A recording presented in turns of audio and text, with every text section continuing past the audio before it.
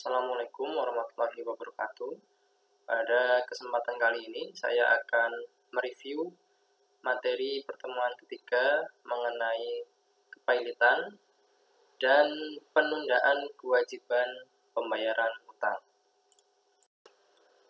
Kedua hal ini, kepailitan dan penundaan kewajiban pembayaran utang, itu diatur dalam Undang-Undang Nomor 37 Tahun 2004. Di dalam konsideran undang-undang ini, salah satunya undang-undang ini lahir karena untuk mempercepat penyelesaian utang piutang. Di sini disebutkan di dalam konsideran menimbang huruf C bahwa krisis moneter yang terjadi di Indonesia telah memberikan dampak yang tidak menguntungkan terhadap perekonomian nasional sehingga menimbulkan kesulitan besar terhadap dunia usaha dalam menyelesaikan utang piutang untuk meneruskan kegiatannya. Nah, jadi dalam konsideran tersebut dijelaskan bahwa undang-undang ini salah satunya untuk menjawab persoalan penyelesaian utang piutang yang pada saat itu rumit untuk diselesaikan sehingga mengganggu kestabilan ekonomi pada saat itu. Dalam undang-undang ini yang dinamakan kepailitan yaitu adalah sita umum atas semua kekayaan debitur yang dinyatakan pailit yang pengurusan dan pemberesannya dilakukan oleh kurator di bawah pengawasan hakim pengawas sebagaimana diatur dalam undang-undang. Jadi yang dinyatakan pailit, seorang debitur dinyatakan pailit apabila telah dinyatakan oleh hakim bahwa dia pailit dan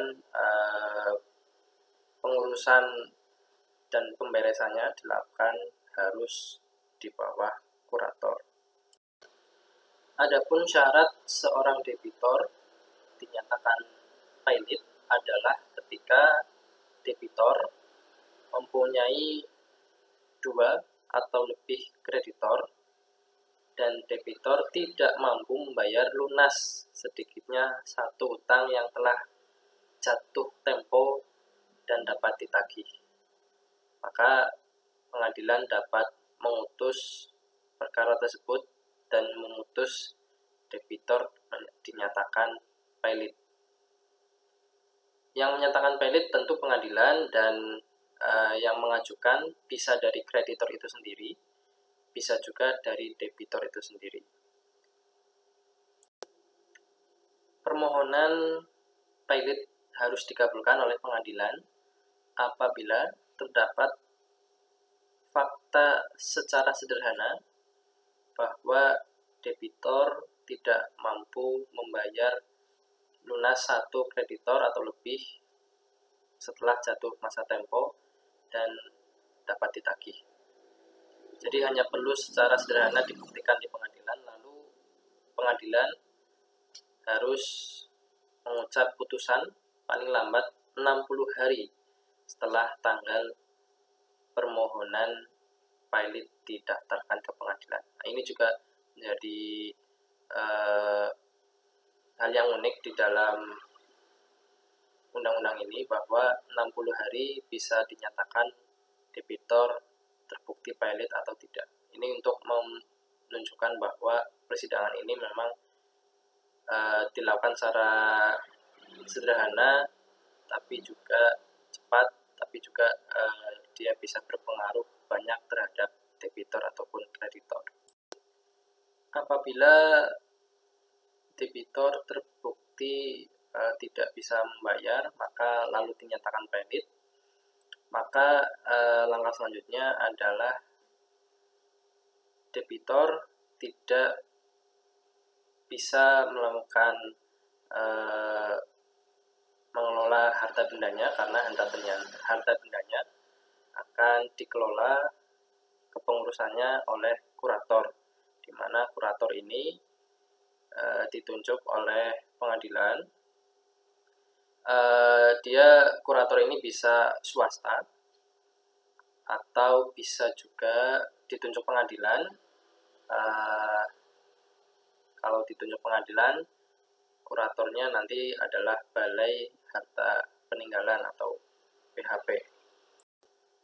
Selanjutnya tugas kurator yakni untuk menjamin bahwa harta benda si debitor dapat digunakan untuk melindungi kepentingan-kepentingan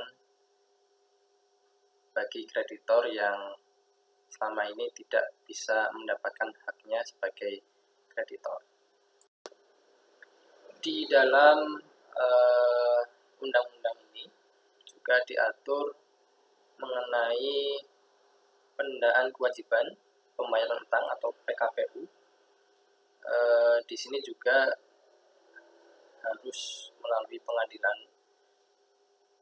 yang dapat mengajukan permohonan PKPU baik dari kreditor bisa dan juga dari debitor juga bisa. Tujuannya yang pertama, dia sebagai langkah preventif untuk dari debitor untuk tidak dinyatakan pailit.